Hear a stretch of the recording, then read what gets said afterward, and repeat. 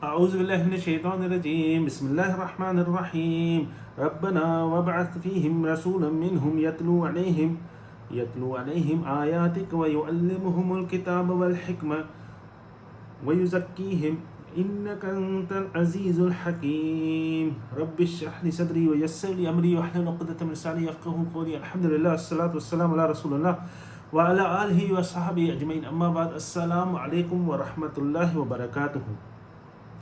ابراہیم علیہ السلام نے اللہ سبحانہ تعالیٰ سے بہت سی دعائیں مانگی۔ جب اللہ سبحانہ تعالیٰ نے ان کی ساری آزمائشیں لی، وہ آزمائشوں پہ پورے اترے اور اللہ عز و جل نے ان کی دعائیں جو ہے وہ دعا مانگتے گئے، اور جب کعبۃ اللہ بناتے جا رہے تھے کس کے ساتھ؟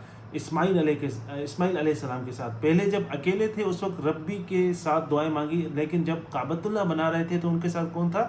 اسماعیل علیہ السلام۔ تو اس وقت انہوں نے کہا ربنا، ربی جب آپ کہتے ہیں تو میرے رب، مطلب آپ سنگولر اپنے لیے استعمال کرتے ہیں۔ ربنا جب ہم کہتے ہیں تو اے ہمارے رب، آپ کلیکٹیولی مطلب ایک سے زیادہ جو لوگ ہوتے ہیں ربنا ہمارے رب۔ تو ابراہیم علیہ السلام کے ساتھ جب اسماعیل علیہ السلام تھے تو ان سے کہا ربنا وابعث فیہم رسولا منہم یتلو علیہم آیاتک، اے ہمارے پروردگار ایک جو میری اولاد ہے ان میں سے، فیہم منہم مطلب میری اولاد میں سے، میری جو ذریہ ہے اس میں سے، ان میں سے ایک جو ہے وہ ایک رسول بھیج، ایک نبی بھیج، ایک رسول بھیج جو آپ کی آیات جو ہیں، آپ کی جو آیات ہیں وہ ان کو پڑھ کر سنائے۔ اب ابراہیم علیہ السلام نے اس سے پہلے والی جو دعا تھی اس میں اللہ سبحانہ وتعالیٰ سے کہا کہ ہمیں اپنا ماتی بنا، ہمیں مسلمان بنا، اور مسلمان جماعت ایسی ہو کہ اس پہ آپ کا رحم ہو، اور اس کے بعد انہوں نے کہا وارنا مناسکنا، ان کو مناسک سکھا اور ان کو طور طریقے سکھا۔ اگر آپ کے پاس آپ کہتے ہیں کہ مسلمان ہو گئے، آپ نے کلمہ پڑھ لیا، لیکن آپ کو یہ نہیں پتا کہ مسلمان ہونے کے بعد کس طرح کون سی چینجز لائف میں آپ کی لائف میں آتے ہیں۔ جیسے مثال کے طور پہ اگر کوئی مسلمان نہیں ہے اور وہ کلمہ پڑھتا ہے، کلمہ پڑھنے کے بعد نیکسٹ ڈے اس کی لائف میں کیا چینجز آ سکتی ہیں، کیونکہ جب مسلمان کوئی ہوتا ہے تو اس کو فجر پہ اٹھنا پڑتا ہے، نماز کی پابندی رکھنی پڑتی ہے، پاکائی رکھنی پڑتی ہے، تو اپنی صفائی رکھنی پڑتی ہے۔ اگر مسلمان نہیں ہے تو اس کے لیے یہ چیزیں اتنی معنی نہیں رکھتے، لیکن جب مسلمان ہو جائے تو اس کو حرام حلال کا پتہ چلتا ہے، بینک سے سود لینا اور یہ جو چیزیں ہیں وہ اس کی لائف میں چینجز آئے گی جب بھی وہ کلمہ پڑھے گا۔ تو اللہ سبحانہ تعالیٰ سے ابراہیم علیہ السلام نے کہا کہ یا رب کوئی ایک ایسے مسلمان جو آپ کی مناسک نہ، آپ ان کو طور طریقہ مناسک، اگر طور طریقہ سکھا، اگر آپ طور طریقہ نہیں سکھائیں گے تو ان کو پتہ نہیں چلے گا۔ اور طور طریقہ سکھانے کے بعد ان کو کیا کہا کہ جیسے آپ بے شک آپ ہی ہیں تواب و رحیم۔ آپ لوگ جب حج پہ جاتے ہیں، عمرے پہ جاتے ہیں تو اللہ سبحانہ تعالیٰ سے معافی مانگنے کے لیے جاتے ہیں، اپنے گناہ بخشوانے کے لیے جاتے ہیں۔ تو ابراہیم علیہ السلام نے کہا کہ آپ ہی تواب ہیں، آپ ہی توبہ کو قبول کرنے والے ہیں، آپ ہی رحیم ہیں۔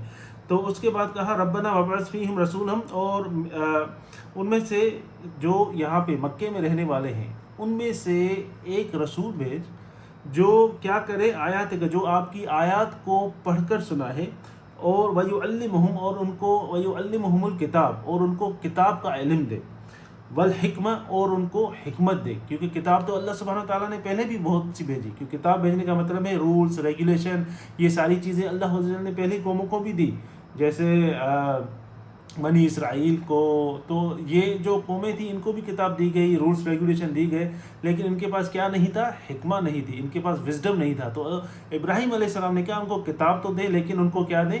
حکمہ بھی دے، ان کو وزڈم بھی دے۔ جو حکمہ ورڈ جو ہے وہ بہت بڑی معنی رکھتا ہے، اس کے بارے میں نیکسٹ ٹائم آپ کو بتاؤں گا۔ اور یہ چیزیں کیوں دیں ان کو؟ وَيُزَكِّيهِمْ، اور ان کو پاک کر یا رب، کتاب اور حکمت کے ساتھ ان کو کیا کر؟ پاک کر۔ وَيُزَكِّيهِمْ إِنَّكَ أَنْتَ الْعَزِيزُ الْحَكِيمُ، آپ بے شک قوی ہیں، آپ جو ہے حکیم ہیں، آپ ہی حکمت والے ہیں، سارے وزڈم سارے حکمت آپ کے پاس ہے۔ تو یہ ابراہیم علیہ السلام کا جو دعا کا مانگنا تھا، یہ آپ لوگ دعا مانگتے ہیں کہ یا رب مجھے یہ بھی عطا فرما، یہ بھی عطا فرما، یہ بھی چاہیے، وہ بھی دے۔ آپ کی زندگی میں دعا مانگنی چاہیے، کیونکہ جب آپ دعا مانگتے ہیں تو اللہ سبحانہ وتعالیٰ آپ کے قریب آتا ہے، اور اگر آپ کو قریب اللہ سبحانہ وتعالیٰ کے جانا ہے تو اس کے لیے کیا ہے؟ اس کے لیے قرآن ہے۔ کیونکہ اگر آپ دعا مانگتے ہیں تو ظاہر سی بات ہے آپ کو پتہ ہونا چاہیے کہ اللہ عز و جل آپ کے لیے آپ کو کیا کہہ رہا ہے۔ اس کا اللہ، یہ تو آپ ایک چیز مانگ رہے ہیں، اس کے لیے جواب کیا ہے؟ وہ قرآن ہے۔ اور اسی طرح جب آپ قرآن پڑھتے ہیں اور اس کے بعد آپ اللہ سبحانہ وتعالیٰ کے نزدیک جاتے ہیں، آپ اللہ سبحانہ وتعالیٰ کے نزدیک جاتے ہیں قرآن پڑھنے کے بعد، آپ کو پتہ چلتا ہے کہ اللہ سبحانہ وتعالیٰ نے آپ کو کیا کہا ہے۔ تو یہ جو دو چیزیں ہیں یہ بہت امپورٹنٹ ہے۔ تو ابراہیم علیہ السلام نے کہا کہ ان کو ایک کتاب دے جو اور ان کو والحکمہ اور ان کو پاک فرما۔ تو یہ رسول صلی اللہ علیہ وآلہ وسلم کے لیے دعا تھی۔ جو ابراہیم علیہ السلام کی دعا قبول ہوئی وہ بہت سالوں کے بعد، بہت پتہ نہیں کتنے سال، ہزاروں سال گزر گئے، اس کے بعد اللہ سبحانہ و تعالیٰ نے رسول صلی اللہ علیہ وآلہ وسلم بھیجے اور ان کو کتاب دیا، قرآن دیا، اور اس کتاب کے ذریعے سے ہم کو کیا ملتا ہے؟ ہم کو قانون، ہم کو لا، شریعہ جسے کہتے ہیں، ہم کو وزڈم، حکمہ ملتی ہے، اور اس کے بعد یہ چیزیں کیا کرتی ہیں؟ ذکیہم، آپ لوگوں کو پاک کرتی ہیں، آپ لوگوں کو بری چیزوں سے دور کرتی ہیں اور اچھی چیزوں کی طرف لے کے جاتی ہیں۔ تو جو کتاب ہے، قرآن ہے، تو اس کو مضبوطی سے اگر ہم پکڑیں گے تو چاہے کوئی بھی ہو جائے، کیونکہ آج کل کے فتنے میں، کیونکہ ہر دور کا ایک الگ الگ فتنہ ہوتا ہے، لیکن اگر آپ کلیکٹیولی دیکھیں تو ایک ہی فتنہ ہے۔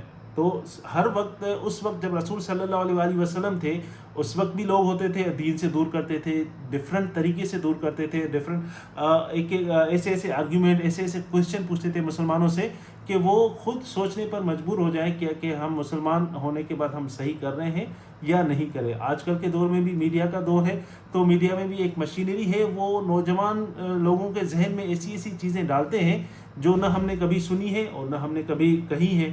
تو ایسی ایسی کوشچن ان کے ذہن میں، وہ صرف کوشچن کرتے ہیں، وہ آپ کو آنسر نہیں دیں گے، وہ نوجوانوں کے ذہنوں میں کوشچن پٹ کر دیتے ہیں، ان کے ذہنوں میں سوال پٹ کر دیتے ہیں کہ وہ سوچتے رہیں کہ ہم مسلمان، جو ہمارے بھائی ہیں مسلمان ہیں، وہ صحیح کر رہے ہیں یا نہیں کر رہے، وہ اپنے مسلمانوں سے ان کو دور کرتے ہیں۔ اللہ سبحانہ و تعالیٰ جب آپ قرآن پڑھتے ہیں تو ہمیں سیدھا راستہ دکھاتا ہے، اور یہ جو بھی سوال کرتے ہیں ان سب کے جواب قرآن میں ہے۔ اللہ عز و جل ہمیں سمجھنے کی توفیق عطا فرمائے اور ہمیں سیدھے راستے پہ چلنے کی توفیق عطا فرمائے، قرآن کو سمجھ کر پڑھنے کی توفیق عطا فرمائے۔